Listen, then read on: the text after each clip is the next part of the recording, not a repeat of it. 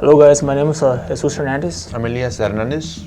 and we wanted to share a testimony with all of you guys. We wanted to share our story because we know that it's a testimony that's gonna inspire people who have gone through similar things. We were both victims of a crime in October. We were leaving the restaurant going towards the parking lot, and as we were going to the parking lot, we were waiting for our cars. We were in a group of people, my brothers were there, and we were waiting for my older brother to bring the car. The shooter approached the group of people, and he took out a gun. And when he took out the gun, he started pointing it at people. He started threatening people. He started telling people to leave. We didn't understand what was going on. At first, I thought that it was like a fake gun. You know, I thought it was a fake gun, and I saw the gun pointing at me. And when I saw the gun pointing at me, I lost control of myself. I blinked out. I didn't know if it was real. So as I tried to run away, I encountered the person, the shooter, and he went towards me and he pointed the gun at me and he started shooting. Shot me 3 times. 2 times in my leg, and then I got shot 1 time in my left shoulder. After Jesus was shot, everything just happened so quickly that I turned around and I didn't react to any of it. So my sudden movement was be heroic and go ahead and get the shooter, because I had seen my brother get shot, and it's not a easy thing to see.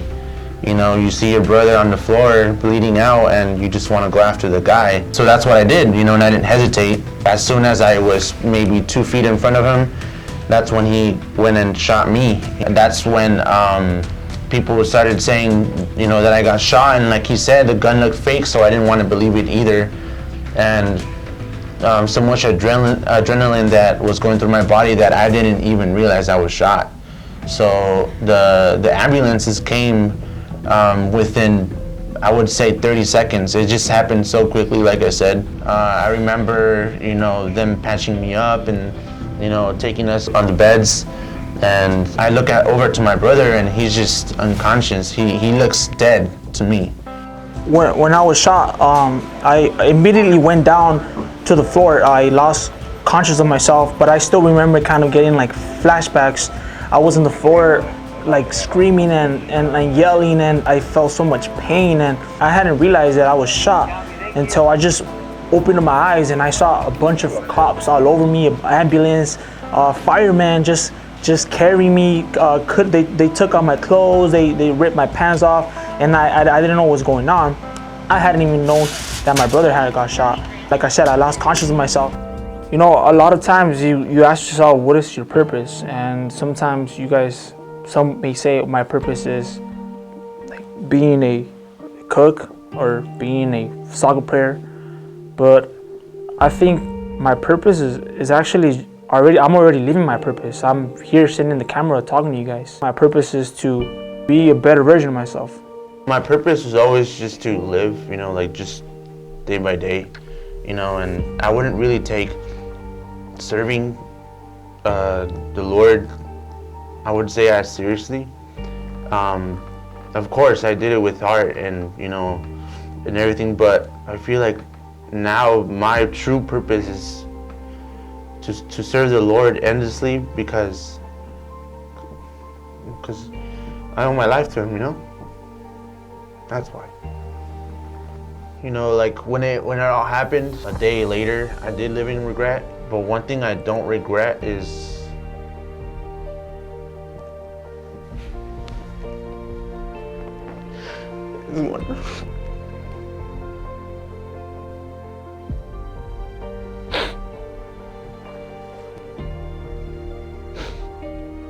one thing I don't regret is going after that guy after I saw my brother get shot. I don't regret that, because I don't want him to be alone.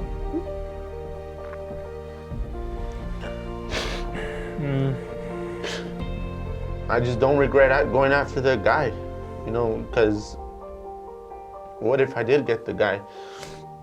he would have like been caught. Right now he's still on the loose, but one day, you know, God will bring justice, you know. But that's one thing I don't regret, you know. But I do regret a lot of other things, but that I don't regret what happened to me because everything happens for a reason. Sometimes you don't see those things. Sometimes you don't see why things happen to you. What I do regret is not being in the right crowds of people. Like, I regret just making decisions that weren't helping me. But I don't regret none of this that happened to me because I knew that God is always by my side. this incident changed my life in the way of appreciating it more. I think it changed me to appreciate God, to trust in God more. So I just want to say that I owe my life to Him. The way it changed my life is that before I didn't appreciate the things that I had. I appreciate waking up every day, every morning. I'm very thankful with God because you always hear people saying like God is powerful, but you don't really get to know His power until He does something powerful in your life. This incident, it just made me realize that you can only trust God. The only people that I really depended on were my family and God, mostly God, because He's the one that saved my life. A bullet could go anywhere in the body, and I got shot twice. My brother got shot 3 times. One bullet can end a life, and we're just thankful. One thing I do want to say, to people out there is that do not take your life for granted. God has His days numbered for you, and He has a purpose in your life for you to fulfill until, it's the end of the line. But appreciate your family and God, because that's the only reason why I'm here. From my experience, I think that the first person to thank is God, because He was always there to protect us. Secondly, I want to thank my family because they were there for me when I was in the hospital. Fortunately, because of COVID, they weren't there physically, but mentally and spiritually, I know they were there with me.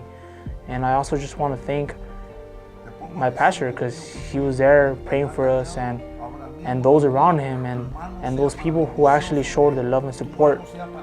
They went out of the way to make me feel like I was important. And as I looked at my phone, I just kept seeing messages from my family, and I just realized that they were always there. I owe my life to God because God has given me the opportunity with a second life. I would like to give my first thanks to God. He's our Savior. We're alive because of Him. Secondly, my family. I would like to, one day just give that back to them, that same support, because, they were always there since day one, always, bringing flowers, food, chips, even the little things count, And third, I would definitely thank the church and pastor, because, a lot of people were praying for us, and then pastor, he gave me a lot of hope, like he gave me a lot of hope, and, like positive thoughts, just to keep moving forward.